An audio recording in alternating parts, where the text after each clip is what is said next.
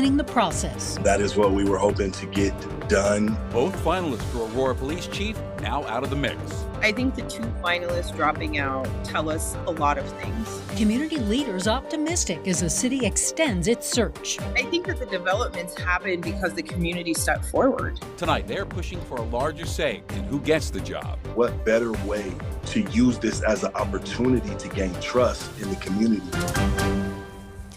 It is back to the drawing board in the search for the next Aurora police chief. Well, the city announced this evening that both of its two finalists are out. The city says David Franklin withdrew his application and that Scott Ebner didn't have enough support to move forward. The hiring process has drawn criticism from the community ever since the finalists were announced 2 weeks ago. Now, many have complained the public didn't have enough say in this and also questioned how a city as diverse as Aurora could have two white males as the finalists. Well, Denver 7's Jessica Porter has been hearing from community leaders as the city starts this search all over again, Jess. Community leaders now feeling a little more optimistic tonight, Anna and Shannon. And now community leaders have been voicing their concerns over the selection process for months now. Aurora is the most diverse city in Colorado. So these leaders feel the city's process did not produce enough diverse candidates for Aurora police chief.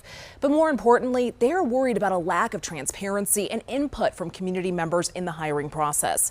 Candace Bailey, who is part of the community police task force, says the city manager has a responsibility to make the process more inclusive. She is happy the process is starting over and believes the city and the candidates caved to community pressure.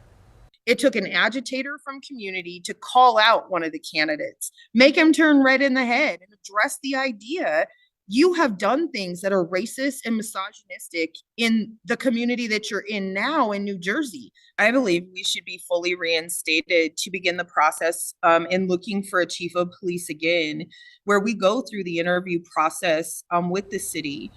Now, Aurora hired a search firm that specializes in diversity to find applicants. Aurora says they received 21 applications, and the initial pool included 7 candidates who are women and people of color. But the 3 finalists were white men. Joshua Jackson with the NAACP says there are Black-owned staffing agencies in Aurora that could have done a better job.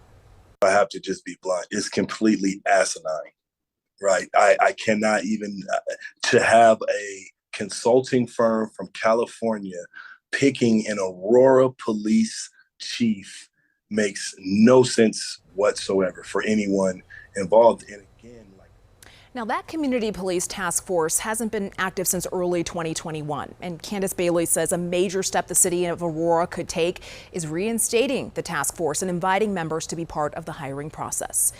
Live in the studio, Jessica Porter, Denver 7. Thank you, Jessica. And going deeper tonight, Aurora hired California-based public sector search and consulting to find candidates for that position.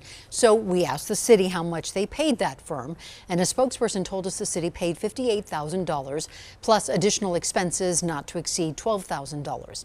We also asked if the firm will be part of the hiring process moving forward, and we were told, quote, city management is currently assessing all the next steps in recruitment. And Denver 7 will stay on top of developments, as Aurora works through the next steps in hiring a police chief. We will have the latest for you on air, online, and on our free Denver 7 Plus app.